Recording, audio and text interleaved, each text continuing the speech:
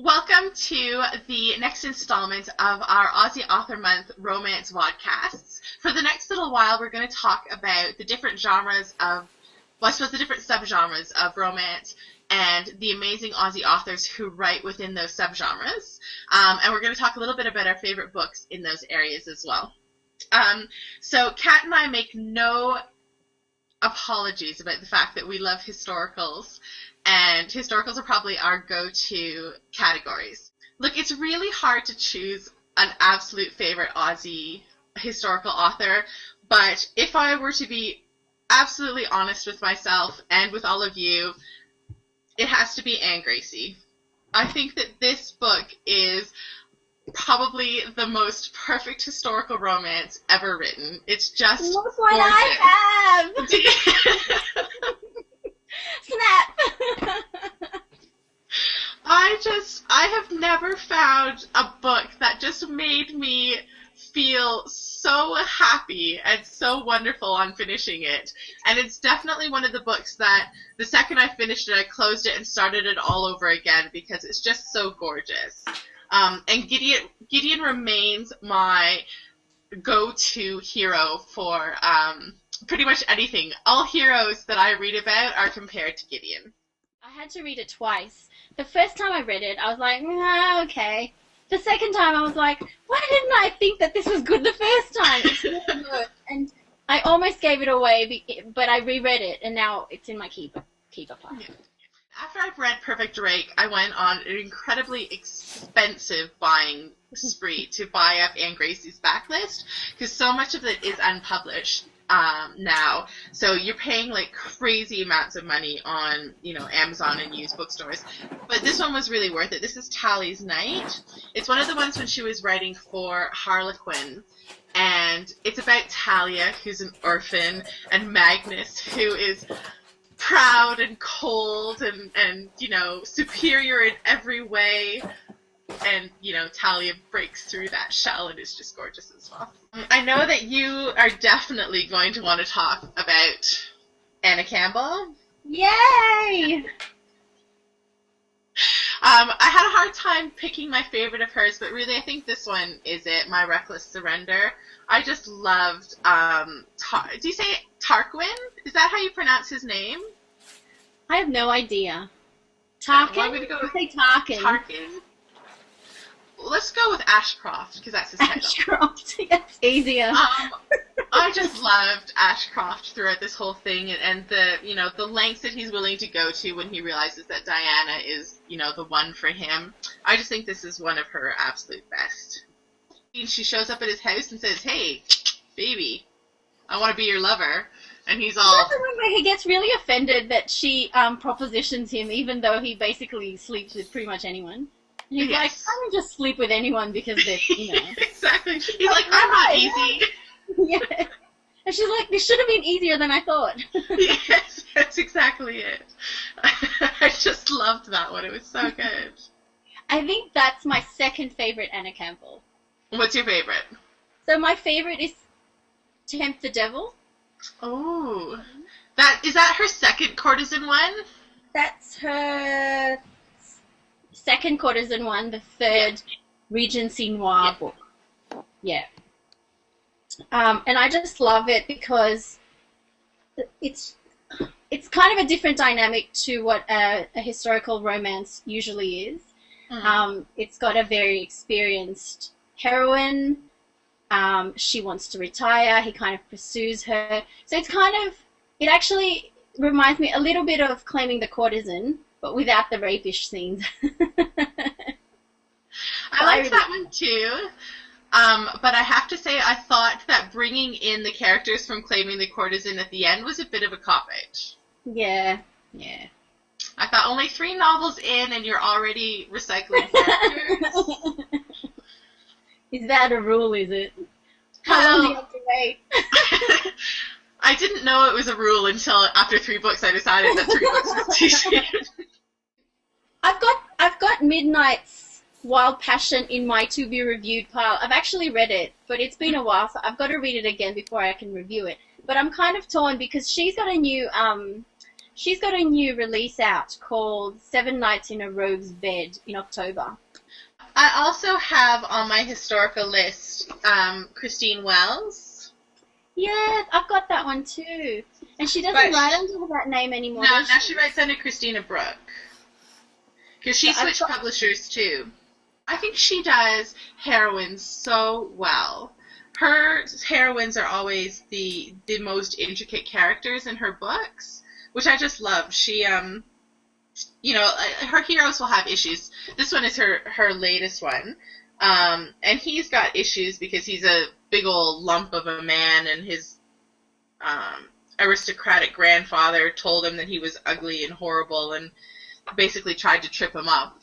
You know, but that's his issue, and that's the only issue. The story is really about her, and, you know, it's really, I mean, you get his perspective, but the most interesting parts are always about her heroines in Christina Brooke's books, which is so unusual. I read her first book, and I liked it, but I think I was a bit put off by the exclamation marks. But I do plan to read her Rita-nominated book, Heiress and Mouse. Yeah, that's right. So I'm right. going to read that in the next couple of months. I just have to actually go out and buy it so I can read it. This is the second one in that series. It's called the Ministry of Marriage series. But this one is a really, really good one if you like really strong heroines. It's the That's the one I've read. Duke. I've got that in my keeper shelf. Yeah, she just does heroines so nicely. In most historical, well, actually, I think maybe in most romance novels, really, the concentration is really on the hero, and he gets the richest inner life. And with her, it's the opposite. It's really the heroine that shines. Yeah. But not least, I have Sarah Bennett. I really think she doesn't get a lot of play, which is really unfortunate because her books are so nice. You'll have to recommend me a Sarah Bennett because read this one. The two that I read haven't really worked for me. Have you read this one? No. I really like this one. This was really nice. Of course, I started with Anna Campbell. Mm-hmm. So I've got the whole set, starting with Claiming the Courtesan, which I almost didn't read because it's got a rape scene. But then I thought I should read it because everyone was talking about this rape scene, and she's an Australian author. And actually, the rape scene is pretty bad. And I didn't really like the way it ended. I mean, I liked the way it was written. I liked what she tried to do in Claiming the Courtesan. I just kind of didn't like the way it was resolved. And then the second one, Untouched. Is it Untouched? Yeah. Where he's kept away because he's epileptic. Yeah. Was he? Yes. And it like he's a virgin hero. Yeah. And I just thought this novel pretty much makes up for the evilness of the hero in book one. So whenever I recommend Anna Campbell to anyone, I always recommend book 2 first. But my favorite, as I mentioned before, is Tempt the Devil, which features another courtesan, an experienced courtesan who wants to retire, but you know, her current lover doesn't want to let her go, which seems like a familiar plot actually. But I think the plotting and the characters, they're a much nicer read than Claiming the Courtesan. And then it's a lot less harsh, that one. Claiming the Courtesan is quite hard. It's quite harsh, you know. And I understand what you mean about not liking the ending. I really thought that what she did well, though, is recognizing that there were going to be issues if they stayed together, and that it wasn't like he was just being a duke was going to erase all of those problems. But you're right; it's very harsh, and Tempt the Devil is easier to believe, I think. I've got Anne Gracie's The Perfect Break as well. I actually feel bad that I haven't read more of her books. I think I've read this one. I think there's one called To Catch a Bride. Yeah. Which I've read. And then that's pretty much it. And I always think that I should read a bit more. But she's got so many books that I actually don't know where to begin. And I hate getting into a series in the middle. So it requires a little bit more research for me to start pursuing her backlist. Well, The Perfect Rake starts a series with the sisters in that book. They each have their own book.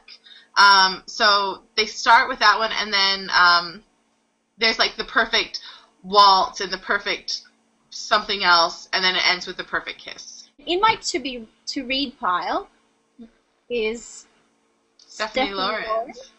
A Rake's Vow, which is the second Sinster novel. Mm-hmm. And my Stephanie Lawrence story is that I once borrowed her from the library, like years and years ago, and for some reason the book that I read was the parents' book, The Promise and a Kiss. Yeah. And the problem is that when I look at this family tree, it's got the father having a Biblo by some other woman. So I'm like, if I read the rest of the series, that means that the book I first read is now not going to have a happy ending. And I was just so annoyed by that it took me years to read another Stephanie Lawrence. And then finally, I thought enough time had passed that I couldn't remember anything about the previous book that I'd read. So I started again. So I started on Devil's Bride, which was enjoyable, slightly old-fashioned, a little bit. You could see why people love it because the heroine is very, very strong. Mm-hmm. But for me, it just didn't flow as well as my keeper books. So to me, it was enjoyable, but not quite a keeper. So, but I've got the second one because it's got the brother that I really liked from the first book. So I'm going to give it a go and see if that's any better. And then I've got this book by Sophia James. I think it's Sophia. Sorry? I think it's Sophia because is that the one that won the Ruby last year? I think so. That's why I bought it. I bought it in the after the Ruby Awards last year. And I don't know for sure, but Anne Gracie pronounces it Sophia, and as she is, the ultimate romance writer, I just bow to her in everything. So. Well, I'm not going to go against Anne Gracie. Sophia James, The One Unashamed Night. It features a hero with who's going blind, which is quite unusual. So I'm going to read that again when I have time. And that's pretty much it for me. It's a bit sad, actually, that I don't read more Australian authors, even though I read tons of historicals. Anna Campbell has to write faster, obviously. Well, that concludes our historical genre podcast. Up next, we're going to talk about paranormals.